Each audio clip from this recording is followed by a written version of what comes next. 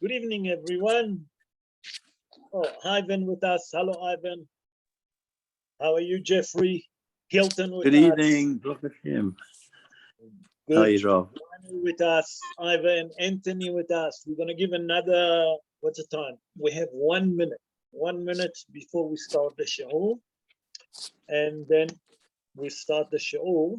Please God, we wait for, obviously, Dr. Liz usually give us the update, what's happening in the land of Eretz Israel. Be'ezrat Hashem. We'll wait another few minutes. If there is any question regarding the show, maybe you should ask now. Some of you that want to know regarding Parashat. We're going to read 2 Parashiot this coming Shabbos, Matot, Masei. Very interesting Parashiot. We'll see, we'll try to explain the significance of the 42 journey. The significance of the number 42. Be'ezrat Hashem, I'm going to try and bring the Zera Shimshon, Rabbi Shimshon Haim Nachmani. He's going to help us to understand, and then we bring other different ideas of the Mekubalim also. Be'ezrat Hashem, all of them will try to explain what's hiding behind the number 42. What is 42 represent, and what's hiding behind it? Any question? Okay, I see Mark joining us. Yes, Bechavod. If you want to ask question, Bechavod. Okay, it's Anthony. How are you, Anthony? How are you? How are you? It says in 31, Hashem spoke to Moses, take vengeance on the children of Israel, on the Midianites, and then you'll be gathered to your people. So Moses knew that he was going to pass away. He was told he was going to pass away. Definitely. And he still even though he had that on his mind, he still had to take vengeance on the Midianites. Exactly. So, but it's hard for him. The Midrash saying that the Almighty approached Moshe Rabbeinu and said to him, Moshe, as soon as you're going to do the war, I'm going to finish with the what you call it, with the Midianites. But if you're going to delay, I have no problem. You can live forever. It's up to you. As soon that you finish with the Midianites, the children of Israel entering the land of Eretz Israel. What did Moshe Rabbeinu do? Immediately finished the job, gone to a war. And how did he say? How did he say to the children of Israel? How did he convince them? HaKadosh Baruch Hu said, Nekom, you must take the revenge. HaKadosh Baruch Hu said to Moshe Rabbeinu said to the children of Israel, that it's the revenge that we have to take for the Almighty. Because if he would tell them that is his revenge, the children of Israel know that he's going to die. They wouldn't go to war with the Midianites. But when Moshe Rabbeinu told them, let's take the revenge of the Almighty, they all gone to war. And on that was depends. Does Moshe going to stay alive? And that's going to deny the children of Israel to enter the land of Israel? Or Moshe Rabbeinu going to die after the war, and immediately after that, the children of Israel going to be entering the land of Eretz Israel by Yoshua bin Nun. Do you follow? Beseder? Okay. Thank you very much. Okay, let's start the show. I know that I've given time for questions. Be'ezrat Hashem, na'aseh v'natzliach, b'Hashem aleinu b'rachma v'yarviach. We are, this Shabbos, we're going to read 2 Parashiot. I'm going to mute everyone, so there's no noise. And Jeffrey, don't forget to unmute yourself. Okay, so this Shabbos, we're going to read 2 Parashiot, Parashat Matot Masei. And the Parsha, and I would like to dedicate the She'ur in the soul of Esther Kaden Bat Ketia, Mordechai ben Rahma, Rav Abraham, Chaim ben Eliezer Yaakov, Tamar Bat Zehava, Yaakov Salomon ben Parcha, Dvorah Ruth Bat Beila, Shosha Blima Bat Mordechai, Betzalel, Malka Regina Bat Joya, Keti Gurgia Bat Parha, and health of Menashe Naji ben Parha, Liora Bat Miriam, הרב משה בן באיה בתיה, הרב משה בן דבורה, הרב שלמה יהודה בן דליה, הרב אברהם בן מרינה, הרב דבורה בת אסתר, אורנה בלומה בת מרים, שיינה קיילה חנה בת חנה, מרדכי דוד בן לאה, חיים נחום הכהן בן פס ארזה, אהובה קדם בת טלי אסתר, צבי בן חווה, שמואל מאיר בן שושה בלימה, מרים בת זלדה ליבה, משה אברהם בן חנריבה, חיה ציפורה בת רחל, איילה עדן בת רבקה, טובה ליבה בת רחל, נחום זאב בן שינה רבקה, ויהושע חיים בן חיה לאה, וחנה משה בת רבקה זלדה. Please God, רפואה שלמה to all of them. I need just one more name. Ivan, what is the name? Please unmute yourself.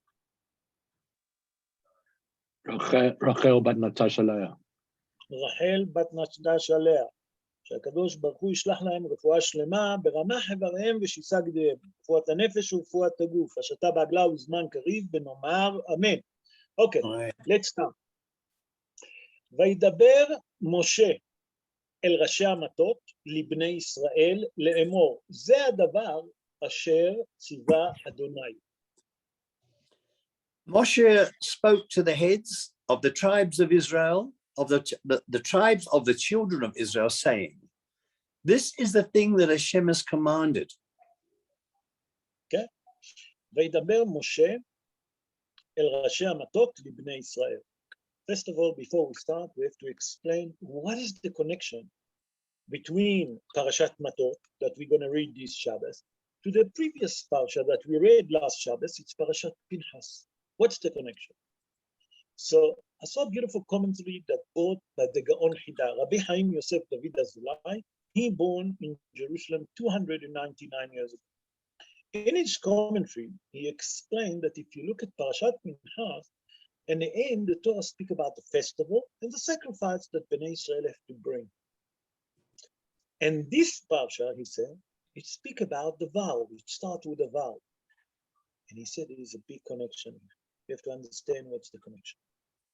He said usually in a festival, the head of the tribes come and they're bringing the sacrifice and they're promising the nation to give money, to support, okay? The same like happening today. In the Yamim Tovim and the Holy Festival, usually people come to Shul, mainly come to Shul, and then they give a donation. Come, the Gaon Hida, and explain like this. The Torah come to tell you that although that came the festival and you donated, it's beautiful, it's grateful, everyone appreciate it, remember to pay. Because if you're not going to pay what you promise, there's a problem with that. And Chazal, in the Gemara, in Masechet Rosh Hashanah, in page 4, folio 1, Chazal say, אחד הנודר, באחד המקדיש, באחד המעריך, כברן שעברו עליו 3 רגלים, כן, עובר בבעל טהור. What does it mean? If a person promised to pay the donation, he must make sure that he pay it before all the 3 festivals passed away. That means if he promised in Rosh Hashanah, until next Rosh Hashanah, he must make sure that he pays that. And today we speak about the word, when a person gives his own words. How important is it to stick that the person can keep to his words? How important is it? So said the Gaon Hida, that's the connection between Parashat Pinchas, that HaKadosh Baruch Hu tell Moshe Rabbeinu, speak to who? To the head of the tribe. Why Dafka to the head of the tribe? We'll see Dafka now. But the connection between them is that if you give a vow, and usually people give donation when? On a festival. So remember to pay it before the next festival. That's the connection. And then it says, El Rashi Matot, speak to the leaders of every tribe. That means speak to every prince first. Why Dafka to the prince? So there is different idea. Rashi HaKadosh bring the pshat, but we see that the pshat that Rashi speak, Rashi doesn't speak pshat. Rashi given us the pshat, but there is a lot of depths behind it. And I saw a beautiful commentary like this. On the pshat of the Dvarim, that what Rashi said, give the honor and the privilege, to the leaders, that that's the head of every tribe. That's on the pshat of the Dvarim. Can the Mefarshim explain like this? He said, speak to the head of the tribe first. You know why? Because if the head of the tribe, if the leader of the Jewish people promised something, or the leaders of every nation, if they do something and they don't keep it, the rest of the nation going to learn from them. That means if you promise something, stay behind this word. Stick to your word. And we'll speak a lot about it today. What's Parashat speak? It's come to tell you something very interesting. What is so interesting here? Said the Mefarshim, there is here something very extraordinary. That the Torah come and tell us that the rest of the nation, who they look to? Up to the leaders. But if the leaders messing around, doesn't pay the debts, that's what the rest of the nation gonna hear. So say HaKadosh Baruch Hu Moshe Rabbeinu, please tell the leaders, tell them first, show them respect, what Rashi said, but explain to them that all the nation actually watching them. If they gonna pay their debts, if they gonna keep their promise, if they something, are they standing behind the words? That's, we'll see what the Mefarshim explained about it, how important is it. So that's why he spoke to the first leaders, and that's why he speak first to the leaders of the Jewish people. In verse 3, look here what it says. Ish ki dor neder la'Adonai, o ishava shvoa, le'esor isar al nafsho, lo yachel devaro, kechol hayotze mipiv ya'aseh. Bechabod. If a man will take a vow to Hashem or swear an oath to establish a prohibition upon himself, he shall not desecrate his word. According to whatever comes from his mouth, shall he do. He should not desecrate his word. And that's what I want to speak today. The Mefarshim explain on the Pshat of the Dvarim, if someone says something, okay, or took an oath, promise something, he must stick to his word. He must stick to his vow, he must stick to his word, and he must not desecrate his word. Rashi HaKadosh says something extraordinary. Rashi HaKadosh bring the Sifrei, and he say again, he send us like a hint. Shelo ya'aseh dvarav chulim, shelo yechalel et dvarav. That means don't make your promise, your vow, like worth nothing. Don't desecrate your words. We have to understand what Rashi tried to tell us. It's a beautiful commentary from the book Eden Mikedem. Eden Mikedem is a book that's been written by Rabbi Raphael Moshe Elbaz. He born in the city of Sofo. He born in Morocco 203 years ago. And there he explained something extraordinary. He said, when someone say to a person, or making a vow, I'm going to do X, Y, Z, immediately create an angel. He create an angel. That angel still doesn't have any life on him. Only when he fulfilled his promise, or he given the nation that he promised to give, or whatever vow that he took on himself, when he fulfilled it, that angel start to live. Until then, the angel waiting. And the Mekubalim explain that that angel actually get irritated as long as it takes to fulfill the vow. That as soon as you not desecrating your word and you done what you promised, you see a lot of brocha and atzlacha. Why? Because that angel, you brought him life. And he start to become, actually, to give in good words about that person. That's mean, melitz yosher Hazal say. That's mean he's saying good words in the front of the Almighty. And he make a lot of merit for that person that doesn't desecrate his words. So you learn from here, Hazal tell us, how important is it that to fulfill what you promise. If you promise something, do it. Then it comes to teach us something else. Hazal say that when a person promise, lo alenu, and he doesn't keep his word, he desecrates his words, he'll see a lot of chorus. And he doesn't understand where the chorus come. He can do plenty mitzvah. But you didn't fulfill your vow, you desecrate your words, you're going to be a lot of problem. So people have to understand that if they see chorus, they have to understand why is it coming. The Mekubalim, the mystical rabbi, explained to us that when you honor your words, that when you desecrate your words, then you're going to have a lot of choice. That can cause a lot of choice. Said the Mefarshim, from here you learn something extraordinary. What do you learn from here? Said the Mefarshim.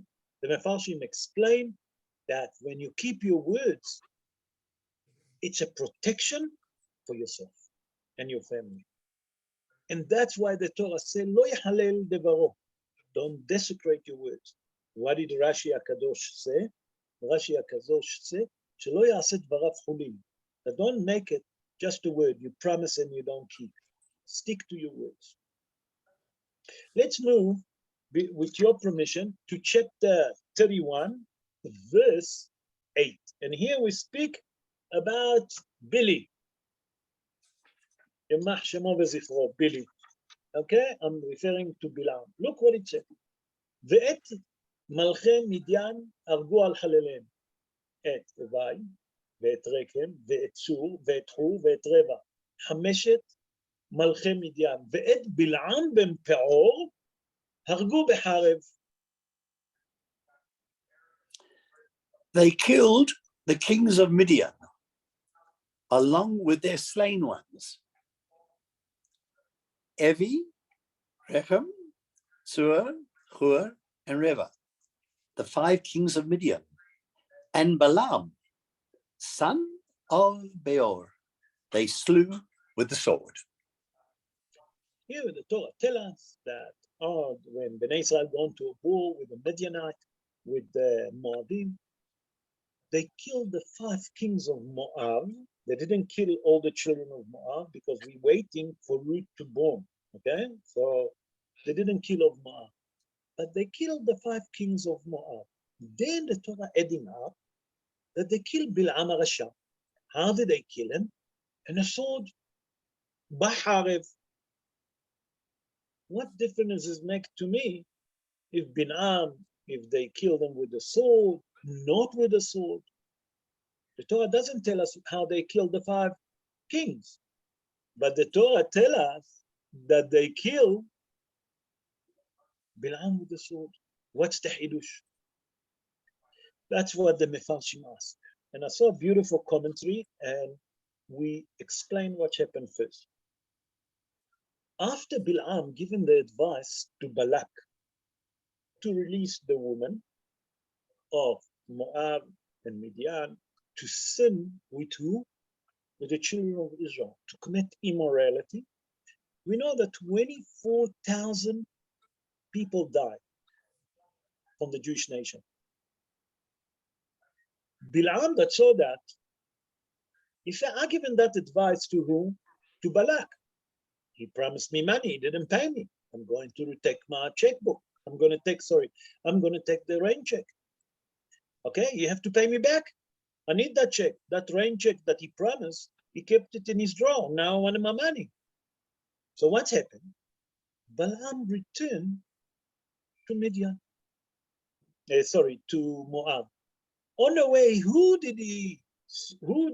saw him? Pinhas. Pinhas saw him. As Pinhas saw him, Bil'am HaRasha was a big witchcrafter. Immediately, with his wizard, with his witchcrafting, he started flying in the air. Pinhas that saw it, immediately took the head plate of the Kohen Gadol, put it on himself, and flew in the air. That means on the head plate there is the name of the Almighty. And he said the holy name. With the holy name of HaKadosh Baruch Hu, he started flying in the air. By the way, just for general knowledge, where Harry Potter got all of that, the war in the sky that you see them flying on a broomstick, where's it come from? That's come from here. It was a big war. It was a dangerous time for Pinhas. Bil'am HaRasha that saw that, immediately he fly higher and he start penetrating behind clouds. That he wanted to kill Pinhas. Bilam HaRasha have the sword with his hand, but he forgot that Pinchas have the head plate of the Almighty with the holy name. To make the story short, Pinchas caught him. He brought him down to the ground, said the Zohar HaKadosh on the Parashat. Okay? When he brought him down, when he took, what is his name? No. And Bilam, he took his sword from him, he brought him down to the ground. He took his sword, and Bilam got killed by his own sword. That means Pinchas took the sword from Bilam, and the own sword that Bilam had, he killed him. Until here's the story. Come them the Farshim say, wait. I don't understand. Pinchas, you can say the holy name. Why didn't kill Bilam the same like Moshe killed the Egyptian? Question number two, why is the Torah tell us with a sword? And we explained that the sword was the sword of Bilam. That's how the Zohar HaKadosh in Parashat Balak in page 193 for your two. Kuf Tzaddik Gimel Amud Be. Parashat Balak, the Zohar HaKadosh. Okay? How come Pinchas have to fly in the air to put himself in danger? Question number one. Question number two, what difference does it make? How did Pinchas kill Bilam? What difference does it make to me? He killed him with the sword, he killed him with the spear, with the bow and arrow. Well, what's the hidush here? So I saw a beautiful commentary that the Mefarshim bring. So I'm going to bring, to understand that, we have to understand that we have to go in depth. Ari HaKadosh, Rabbi Yitzhak Luria Ashkenazi, that we mentioned earlier, he born in Jerusalem 489 years ago. He explained like this. He said that if Pinchas will say the holy name and will kill Bilam the same like Moshe killed the Egyptian, it's going to be a very decent death for Bilam HaRasha. Why? Because Bilam was such a despicable man. You know, he was a contemptible man, you know, really a disgusting human being.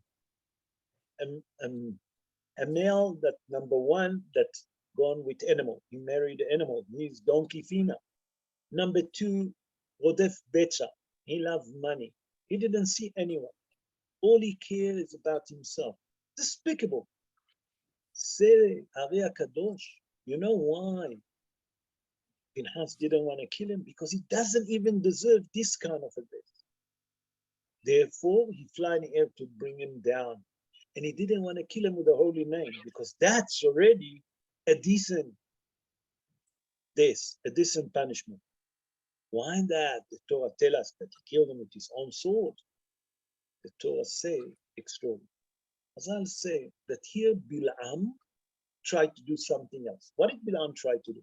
We know that the strength of the Jewish people is with the mouth. When we davening to HaKadosh Baruch Hu, when we praying and asking forgiveness, HaKadosh Baruch Hu doing miracle with us. Okay? And he's our salvation. Come Bilam HaRasha and took that method that the Jewish people be blessed by and wanted to use it against the Jewish people. He wanted to curse the Jewish people. Come Pinchas and said, but HaKadosh Baruch Hu given you a different blessing.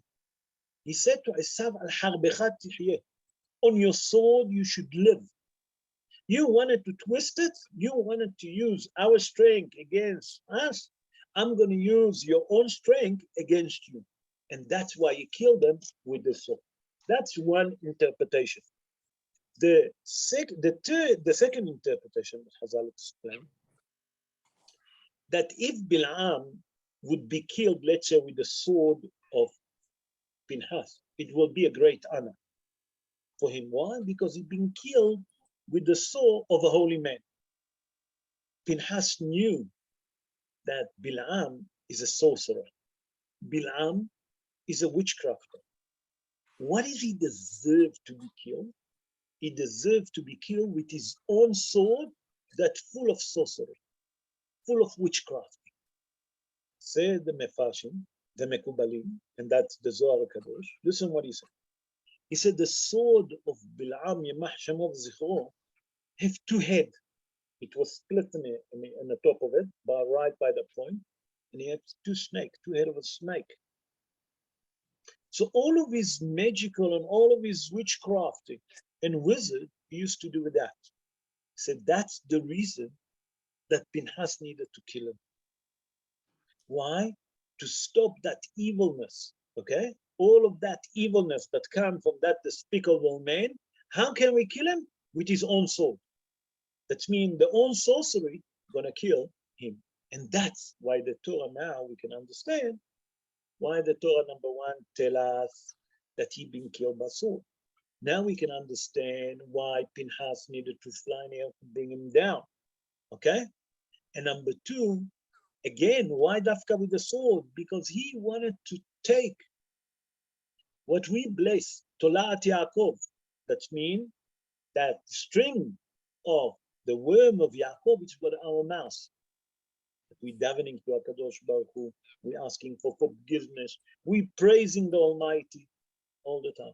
He wanted to take that kind of a method, that kind of a martial arts, let's call it. And he wanted to use it against us. He said, Pinchas, I'm going to use your own method. Al harbecha tihyeh. That the blessing that you got, your grandfather Esav, that the bless that he got, that he should live on his sword, now I'm going to kill you with the same thing. Midah keneged midah. Measure for measure. You wanted to use us, I'm going to use yours against you. And now we can understand why it was with the sword. I would like to move on to verse 14. In verse 14, the Torah tells us something very interesting. Let's see. That's how Moshe got crossed. And we have to understand what's happening. ויקצוף משה על פקודי החיל, שרי האלפים ושרי המאות, הבאים מצווה המלחמה. Moshe was angry with the commanders of the army, the officers of the thousands, and the officers of the hundreds who came from the legion of the battle. What's happened here? Why is Moshe cross? Moshe was cross with the officers. What happened? When the war is finished, the soldier came with women, okay, and with little boys. Moshe got cross. He said to him, how did you dare to leave a woman alive? They the one that caused the sin. They gone and commit immorality. And that's what caused the problem. And you leave them alive? Moshe got cross. I saw a beautiful commentary of Rabbi Mordechai Cohen. Rabbi Mordechai Cohen lived in the 16th century. He was a student of the Maran Abet Yosef, Rabbi Yosef Karo, that wrote the Shulchan Aruch. And in his book, he wrote Siftei Kohen, it's called Siftei Kohen. He explained something extraordinary.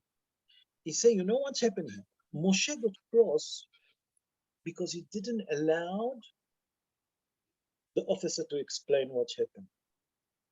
The officer have a good meaning. They knew that they have to kill those women. Not that they didn't know. They knew. They wanted to bring him to the camp of Israel in the front of the entire Jewish nation to kill them, to show them the miracle that HaKadosh Baruch Hu done with the 12,000 Jewish soldiers, that none of them got hurt, none of them died. And they brought it to the camp to show that if you obey the law of HaKadosh Baruch Hu, 12,000 soldiers can kill the entire nation of Midian. They wanted to do Kiddush Hashem. Moshe Rabbeinu that was so cross with them that he didn't even give them a chance to ask them. Say the Mefarshim, from here you learn something extraordinary. Say, Rabbi Mordechai Cohen, that sometimes we get excited a bit, but we should have a patience. I'm speaking for me, you all tzaddikim, I'm speaking for me. Sometimes we get so passionate about something and excited, and we shoot from the holster. We don't even wait to ask questions or to give people to explain to us. And that's when we run. And that's what say Rabbi Mordechai Cohen happened here. Rabotai, I would like to move on to Parashat Masei. Let's move to Parashat Masei, because if we're going to stick with Parashat Matot, we're not going to manage to give some ideas for Parashat Masei. Let's go to Parashat Masei. In Parashat Masei, tell us like this. אלה מסעי בני ישראל אשר יצאו ממצרים לצבא אותם ביד משה ואהרון. These are the journeys of the children of Israel, who went forth from the land of Egypt, according to the legions, under the hand of Moshe and Aaron. פשט הדברים, that those are the journeys, the 42 journeys that Bnei Israel done in the wilderness. There's certain places that they stayed for short time. It's not like many people think that every year they stay in one journey. Not at all. Sometimes they done 4 or 5 journeys in a year, and sometimes they done 1 journey. And we'll explain why. We're going to explain the significance towards the end of the show of number 42. So the Torah tells us that the children of Israel gone to a journey, and who was the leaders? Moshe Rabbeinu and Aaron HaKohen. Come Rabbi Vadiel HaTzarfati. Rabbi Vadiel HaTzarfati, born around 481 years ago, if I'm not mistaken. No.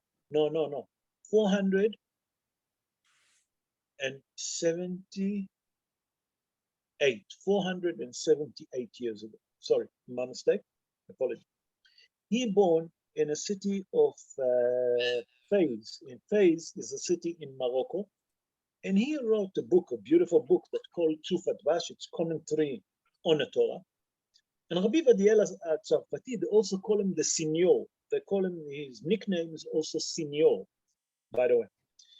And he said that here the Torah actually come to praise the children of Israel. What is the praise here? What's so important? That the Torah tells us the journey. We see later on that the Torah specifically said the journey. I'll speak about it. He said that actually it's come to praise the Jewish people. That the Jewish people left the land of Egypt and follow Moshe and Aaron to where? To the wilderness. In the wilderness, as you all know, there is no food, there's no water. What there is there instead? There's snakes, scorpion, okay? All the bad things there is in the wilderness. The Torah come to praise the Jewish people that follow Moshe and Aaron. They didn't follow king of nation. Moshe and Aaron wasn't king.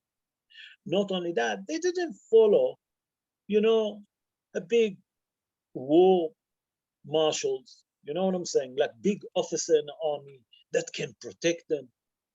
When they're gone to the wilderness, they have the little dough that they took with them from Egypt that's called Matot. Okay, and that's what they go. Say Rabbi Vadiel HaTzarfati, it's come to praise the Jewish people. That although that they have a hard life in Egypt, in slavery, but at least they've been provided with food, they have a house, shelter. Now, they left everything and then listened to the leaders of the Jewish people. How important is it, say Rabbi Vadiel HaTzarfati, to learn from it to us, to listen to the leaders of the Jewish people. That when we listen to the Jewish people, we can't go wrong. And that's the message for us. But let's explain it on a deeper meaning. It's a deeper meaning. That means more on a mystical idea. I saw a beautiful commentary that brought by Rabbi Soliman Ohana. Rabbi Soliman Ohana also lived in the 16th century in Tzfat. He was the student of Ari HaKadosh. He was a great Kabbalistic, one of the students of Ari HaKadosh. And he said, you know why the children of Israel have to go to the wilderness? What's the secret behind it? I'll explain to you. When Adam HaRishon sinned in Het HaEgel, a lot of sparks from his neshama spread all over the world. the wilderness is the capital of all the sorcery, all the evilness that there is in the world. All the evilness and the sorcery there is in the world. That's in the wilderness. So Rabbi Suleiman Ohana, the children of Israel needed to go to the wilderness to weaken those evil forces for 40 years. How did they weaken it? By that Moshe taught them Torah, Moshe and Aaron. By teaching them Torah, by doing the sacrifice, what happened? They weakened those evil forces. That means those 42 journeys that the children of Israel done, it wasn't for nothing. It was a reason behind it. And that's what I'm getting shortly to understand the significance of number 42. And Hazal explained to us that this coming Shabbos, the Mekubalim say, listen to that. All the 42 journeys that we're going to read this Shabbos, or if you can't read it in shul, you must read it at home, and you must not stop in the middle. Why? Because it's an emelant for God needs, emelant for protection. Not only that, Hazal explained that we need to read those 42 journeys. There is a secret behind it. Let's continue. And then the verse says, Beyad Moshe ve'Aaron. The Torah tell us that Moshe and Aaron took the children of Israel to the wilderness. What's the Hidush here? We know it. What are you repeating to tell me?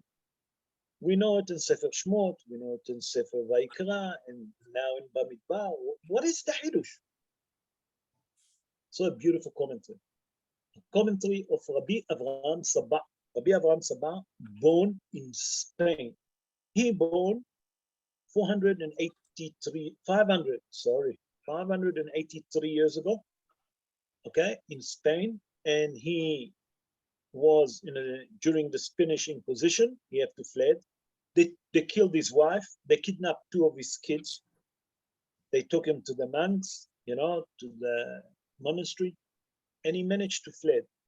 Then his daughter married. Listen to that. His daughter married Rabbi Yosef Karo, Marana Bet Yosef, that wrote the Shulchan Aruch. So he was the father-in-law of Marana Bet Yosef, that wrote the Shulchan Aruch, Rabbi Yosef Karo. Rabbi Yosef Karo, born 535 years ago. That's when I make the mistake. And Saturday I say, how can it be? 483 years ago. 583 years ago. My mistake. He wrote a book, Tzror Amor. And in his book, he explained, you know why the Torah tells us that Moshe and Aaron was the leaders in the wilderness, and they're the one that took them out of Egypt?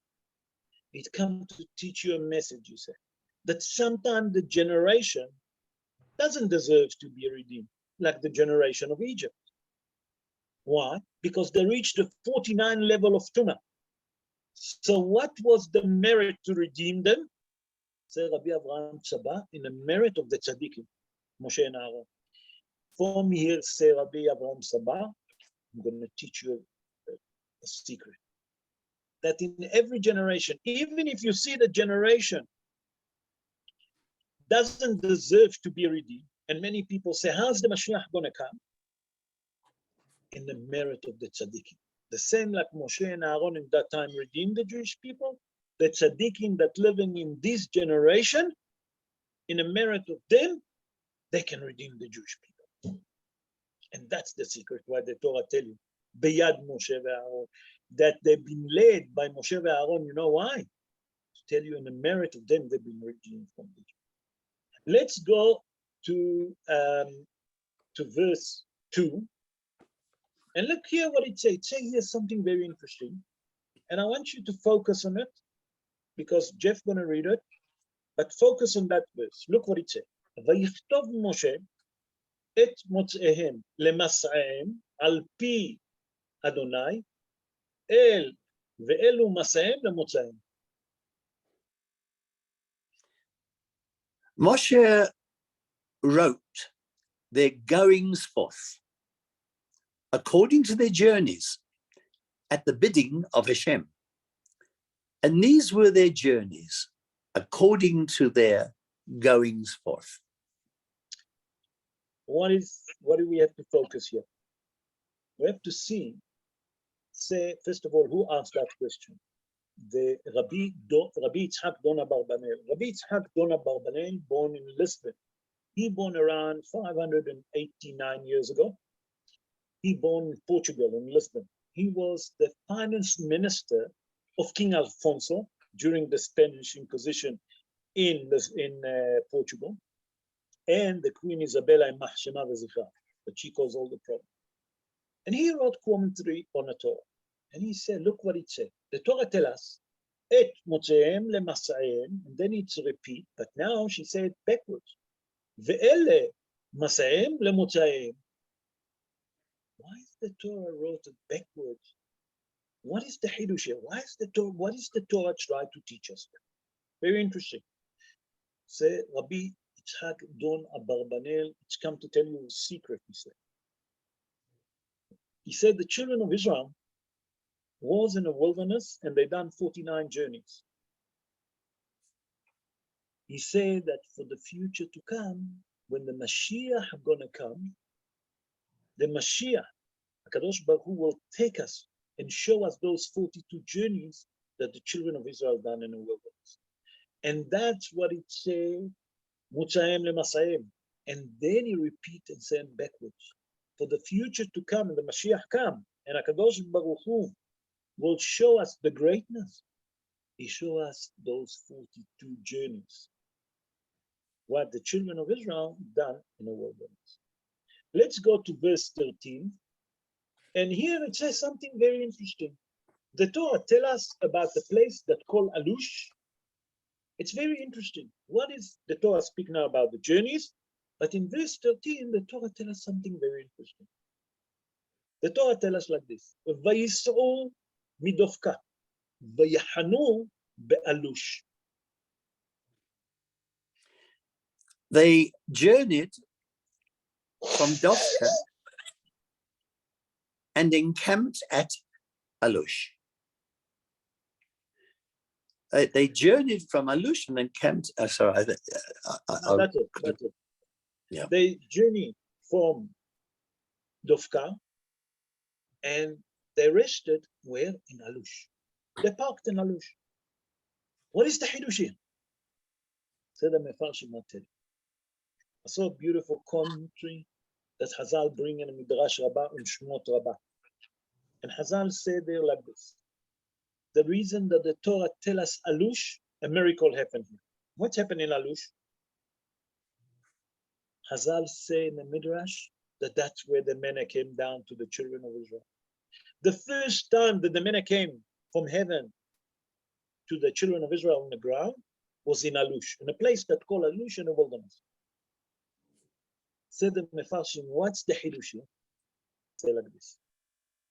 When Avraham Avinu, you remember that Avraham Avinu, when he done his Brit Milah, what happened then? He was sitting and waiting for people to come and visit. HaKadosh Baruch Hu didn't want to send visitors, but when he saw that Avraham Avinu so determined to do Achnasat Orchim, he sent 3 angels. When Avraham saw the 3 angels, he said to Sarai Menu. What did he say to Sarai Menu?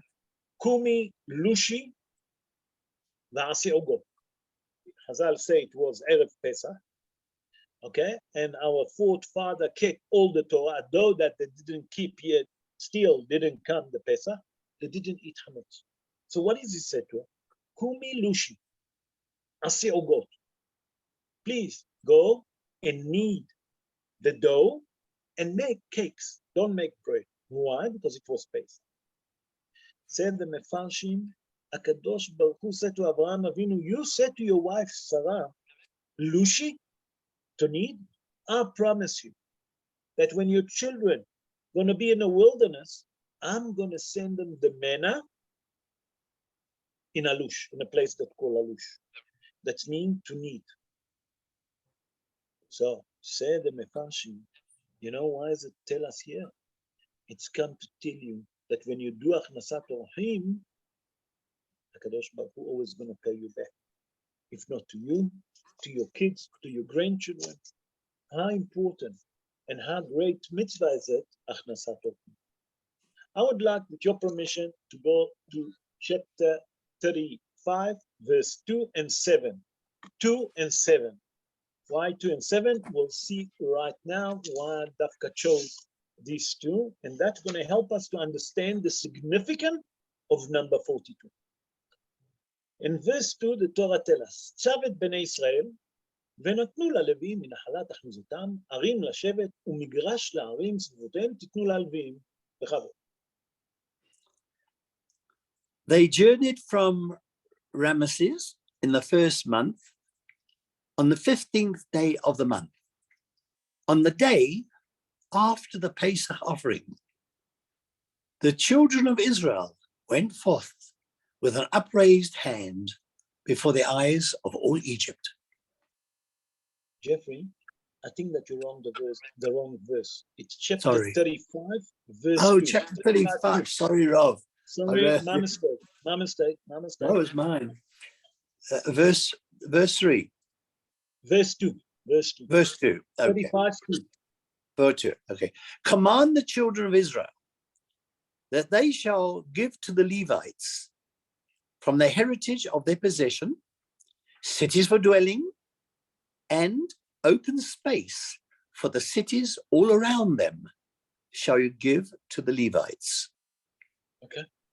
Let's go to verse 7, and look what it says. כל הערים אשר תיתנו ללוויים, 4 ו8, עיר איתהם ואת מגרשיהם.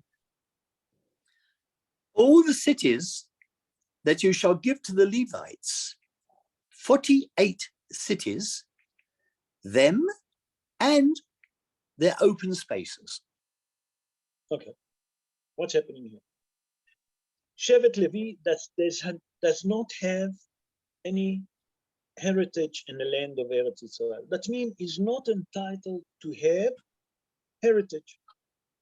HaKadosh Baruch Hu command the other tribes, you must give small cities, each one of you have to give 48. 6 of them are called Are Miklat, a city of shelter. 3 of them going to be across the Jordan Valley. 3 of them going to be in Eretz Israel. Okay, how many left? 48 minus 6. 42. 42, number 42, what's the significance? 42 journeys. And Be'ezrat Hashem, I'm going to link it. If HaKadosh Baruch Hu give me the wisdom, if I understand the shi'ur, that the Rabbi explain it, that it's all a bit depth, I'll try to explain Be'ezrat Hashem.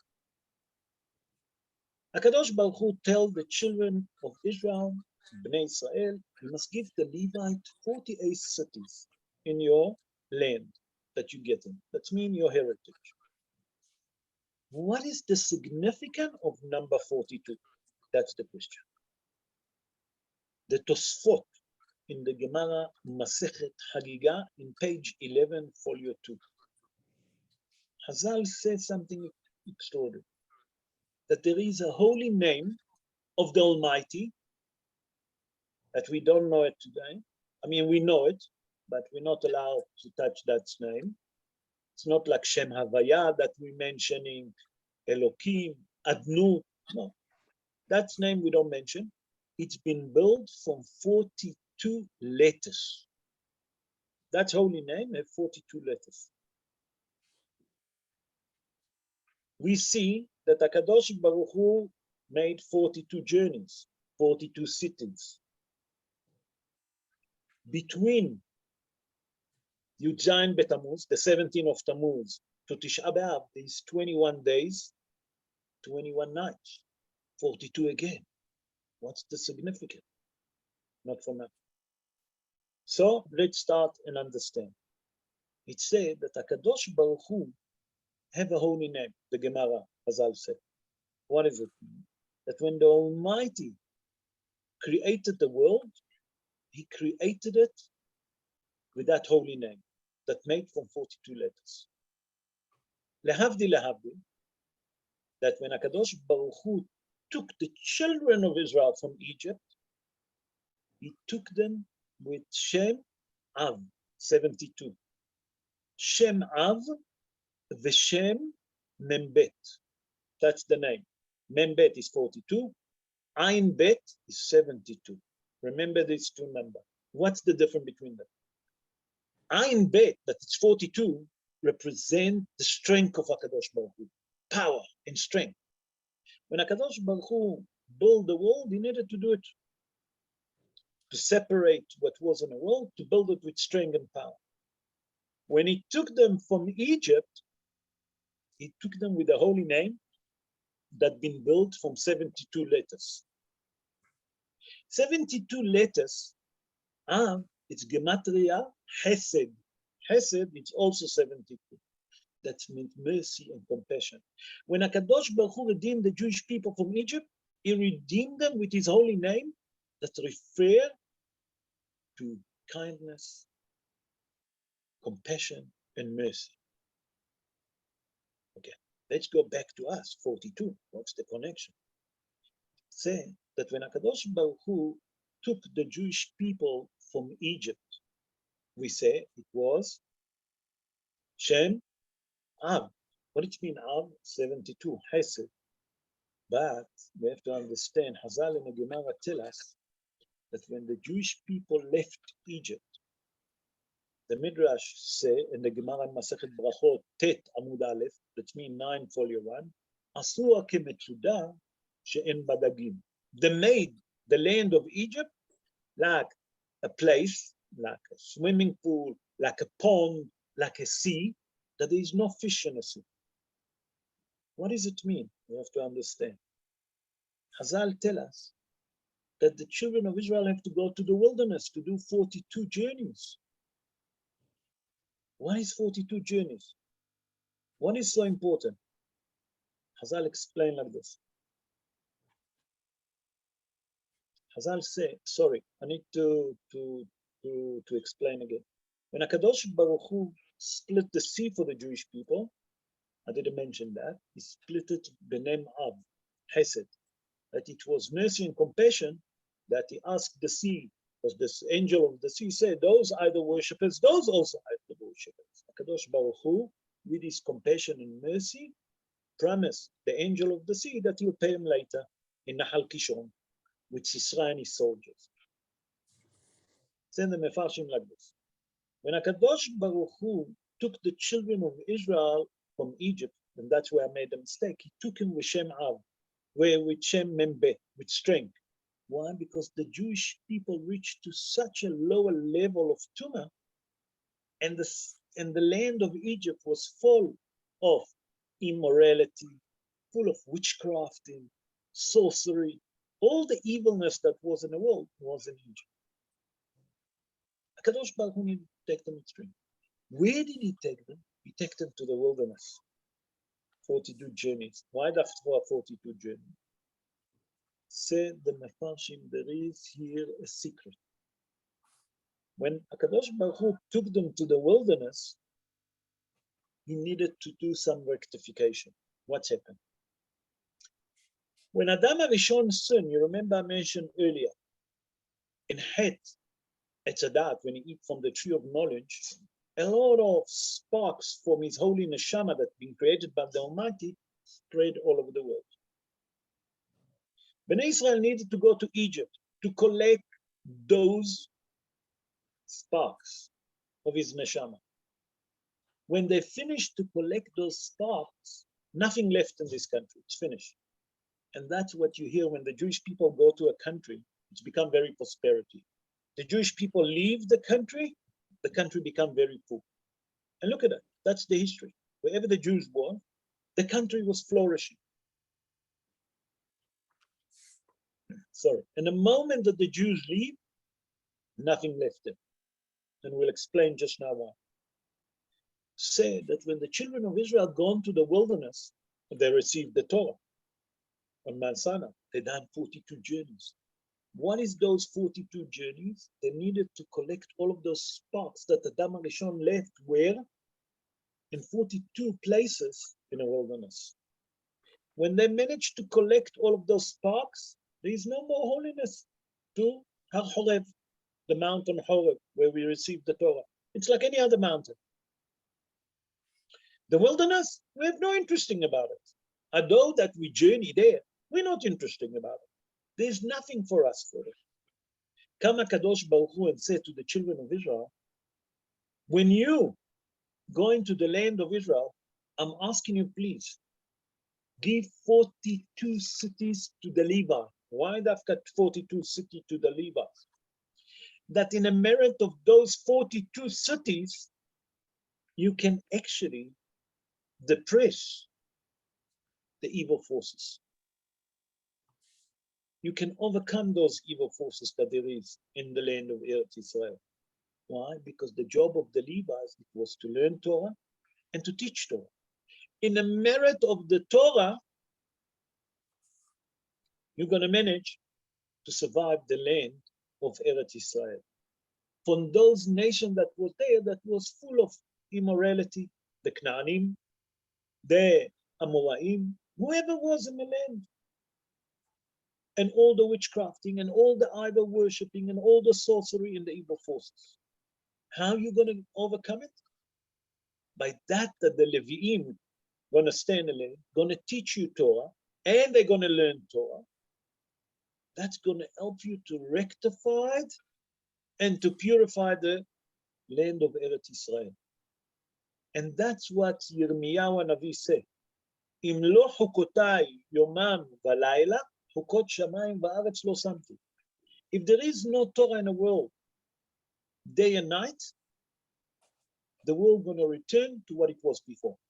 And that's the Zohar HaKadosh explain why there is, like today, like now, it's night here. In certain places in the world, there's a day. That will not going to be a moment that people don't study Torah. Say Rabbeinu Yitzhak Luri Ashkenazi, Ari HaKadosh, he explained like this. He said that when Adam HaRishon sinned, okay, it said, B'za'at apecha tuchal lachem. After he sinned, the Almighty punished him. That with your hard work, you'll manage to make a living. One pshat of the dvarim. Say Ari HaKadosh, maybe that's the pshat of the dvarim, but there's deeper meaning to it. What does it mean? That after Adam HaRishon sinned from the tree of knowledge, we reach to a level that we cannot get easily the Torah. The same like when Moshe hit the rock. That means we reach to a level that everything in our Torah is going to be difficult to understand, going to be mahlokot, until obviously when they arrive in Mount Sinai and they receive the Torah, then they rectified everything. But then, lo alenu, came another sin and another story. Say Ari HaKadosh, you must understand that the 42 journeys that the Jewish people done in the wilderness and the 42 cities that been given in a merit of the Torah that they were studying, they was rectifying the world and they're collecting all the sparks that Adam HaRishon left. What does that have to do with Yemei Ben HaMetzarim? The days, the 21 days and 21 nights between Yud Zayin B'Tammuz, the 17th of Tammuz, until Tisha B'Av. Said the Mekubalim like this. If you look, the destruction happened. Chazal tell us about Rabbi Hananiah ben Teradion. That's the Gemara in Masechet Avodah Zarah, page 18, folio 1. Chazal tell us, if you look there right at the top of the Gemara, Chazal tell us like this. Rabbi Hananiah ben Teradion, Chazal say, היה הוגה את שם שמו של הקדוש ברוך הוא בפיו. That means he used to explain these students the holy name that made from 42 letters. Rabbi Akiva, that he also was one of those 10 mortals, like Rabbi Hananiah ben Teradion, he used to teach Torah. שנאמר ודיברת בם. בם, gematria 42. Bet is 2, mem is 40, 42. Come to tell you something extraordinary. On those 21 days, 21 nights, that it's 42, if we want to do tshuva, if we do a proper tshuva and we study Torah, HaKadosh Baruch Hu will turn those days, as the prophet Zechariah said. The prophet Zechariah said, if I'm not mistaken, chapter 8, verse, I don't remember. Anyway, doesn't make it. Verse 19, that HaKadosh Baruch Hu will turn those days לימי ששון, שמחה וימים טובים. That means a day of joy, a day of happiness, not a day that we mourning, and a day of festival. It's going to be festival. That means that Tisha B'Av going to be a festival day, and that's why we don't say Tahanun on Tisha B'Av. Why? Because it's a festival. Hazal said that those 21 days and 21 nights, they're going to be like Chol HaMoed to the Jewish people. He said, but you know how you can reach to it? By that you take these 24 days and 24 nights and study the Torah. Because the Torah can rectify. And that's what Moshe Rabbeinu done in the wilderness. That's what the Levim done in Eretz Israel. And that's our job now to do in those days between Yud Zayin B'Tammuz, 17 of Tammuz, until Tisha B'Av. And Be'ezrat Hashem, that HaKadosh Baruch Hu will turn those days, like the prophet Zechariah promised, that it will be Yemei Sason, V'Simcha, V'Moadim Tovim, V'Haemet V'Hashalom. Haemet is the truth. V'Hashalom. He says Shalom, that's the name of the Almighty. That means that he told us that HaKadosh Baruch Hu himself going to turn those days to a beautiful time. But it all depends on us. How quick do we want it? How much effort we have to put on those days? And that's the message, and that's the connection between the 42 journeys of Bnei Israel in the wilderness. The 42 cities that the Leviim got where? In Eretz Israel. There is 42, 21 day and night. That's the connection. Why we read Dafka, Parashat Masei, Matot Masei, Dafka in this time during the 3 weeks. I hope that you enjoyed the shiur, and Be'ezrat Hashem, that we should all merit to see Mashiach Tzidkenu speedily in our days. Amen. Ken Yehi Ratzon. For question, Bechavod. Those that want to ask question, Bechavod. Hello, it's Anthony. How are you?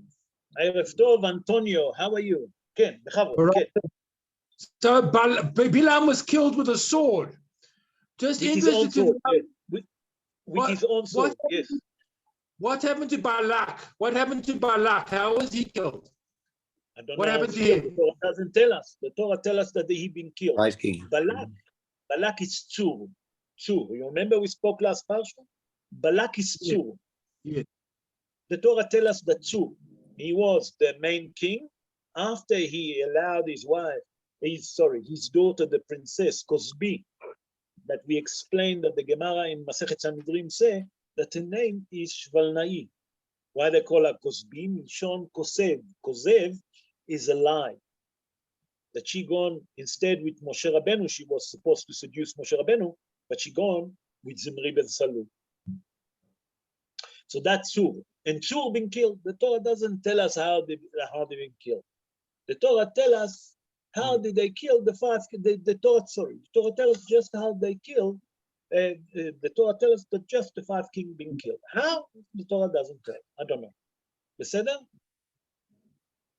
Okay, and one quick other one. You say if there wasn't learning of Torah at any one time, the world would return to nothingness. The world would return to nothingness if there was no Torah learning. Nachon.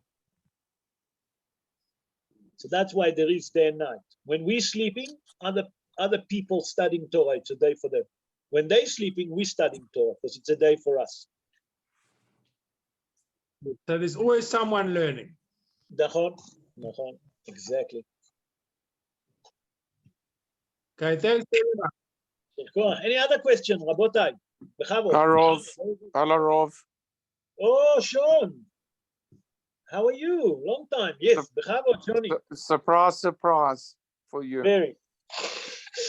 Okay. Are we living in the 49th level of Tuma now?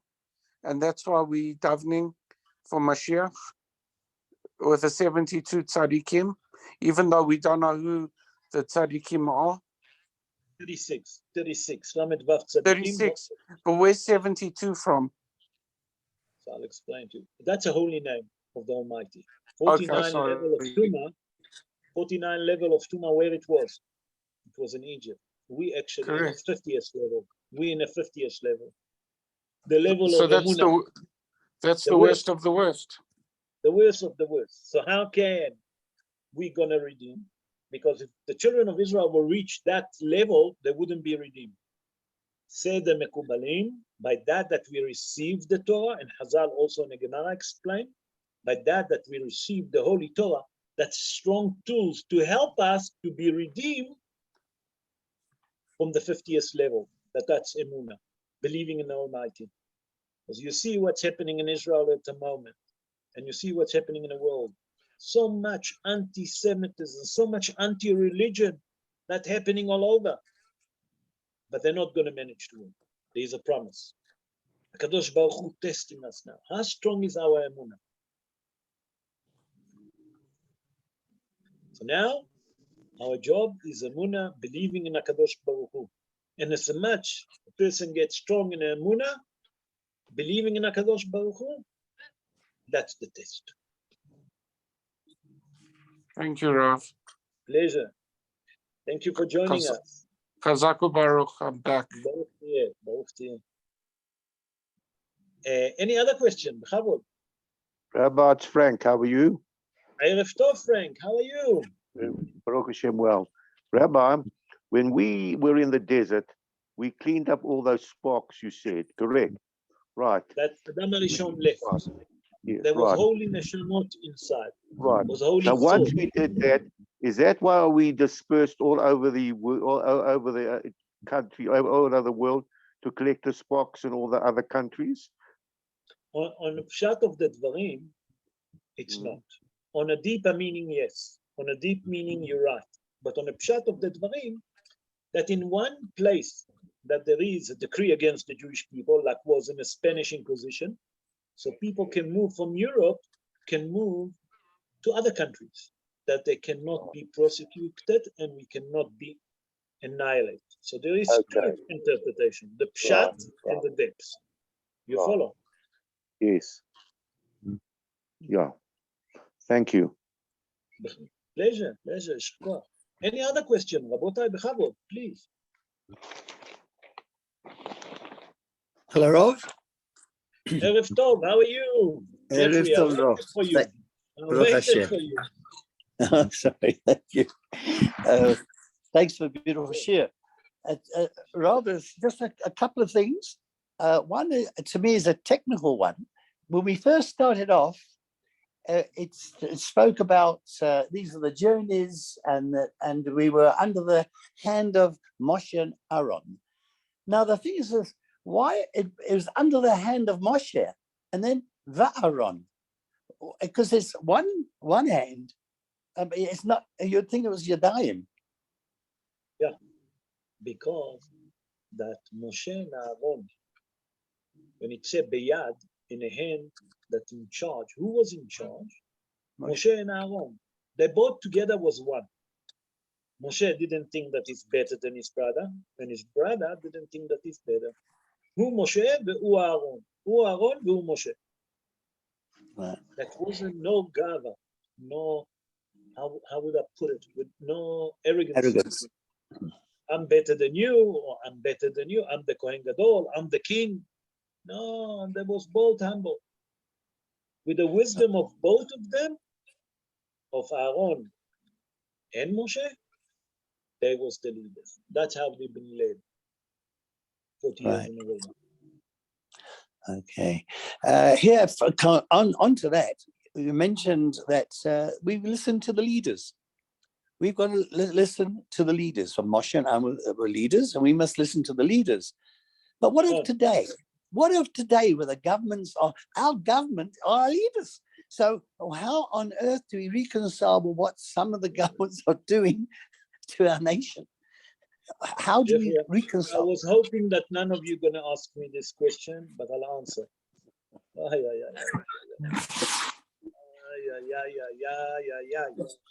Hazal say, the Zohar say, and the Prophet say, just before the Mashiach come, you're going to see Bet Va'ad yafich lebet znut. Okay? A place that people sit and they're talking about what's happening in the government. That's place that's called Bet Va'ad, that people sit and consult with each other how to help the nation. It's going to become a place of immorality. Chutzpah Yazge, the cheekiness in the world going to be over. What's happened? That the Zohar say and the Prophet say, actually it's the Prophet and then the Zohar, explaining it. It's what we see today. That the leaders is not the leaders.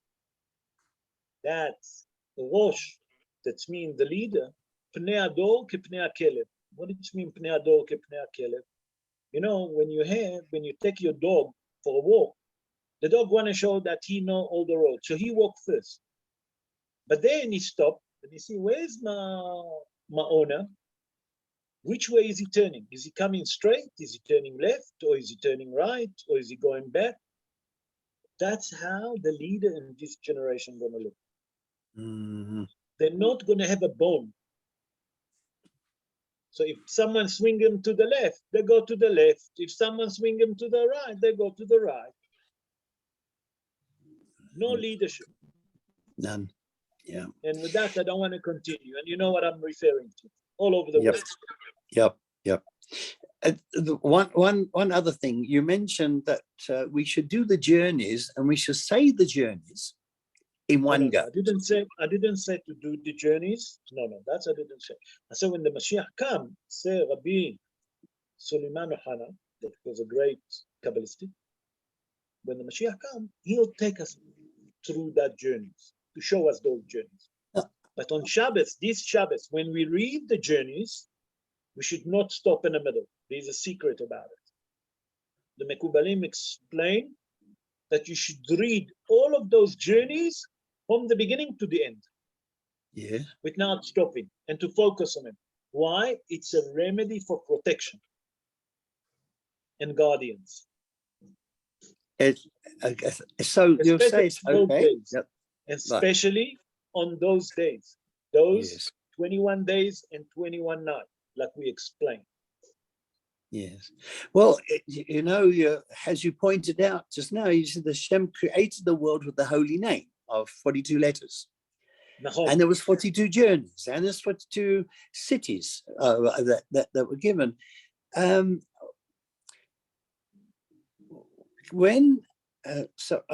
Yes, could it be a connection between the 42 letters of Hashem that we don't want to break it up when we talk about the journeys? For because sure. the journeys. Because maybe there is there is a prayer that say, Nehonia ben Okana, Ana bekoach. We sing it every night. Ana bekoach burat yemincha. If you look, there's 40 every letters at the beginning, every head letter, every acronym letter.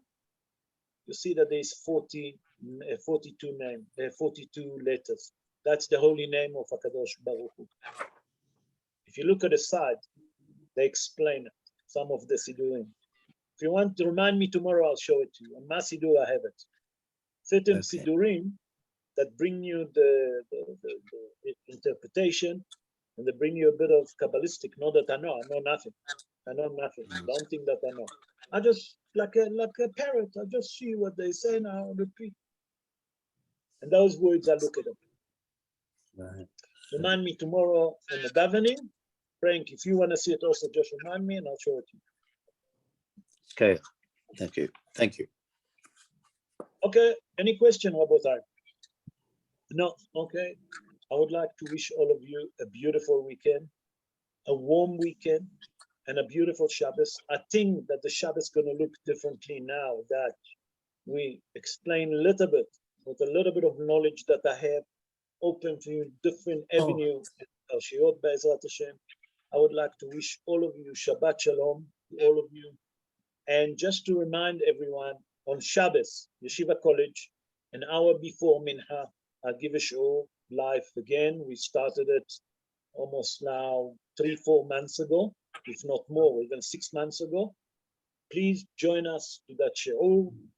I would like to see you all at Yeshiva College an hour before Minha. I think that it's around 4 o'clock at a big shiur. In the meantime, have a Shabbat Shalom, a beautiful weekend, and a beautiful, warm weekend to all of you. And thank you for joining the shiur tonight. Shakoah. Yeah. All the best. Yeah. Good night.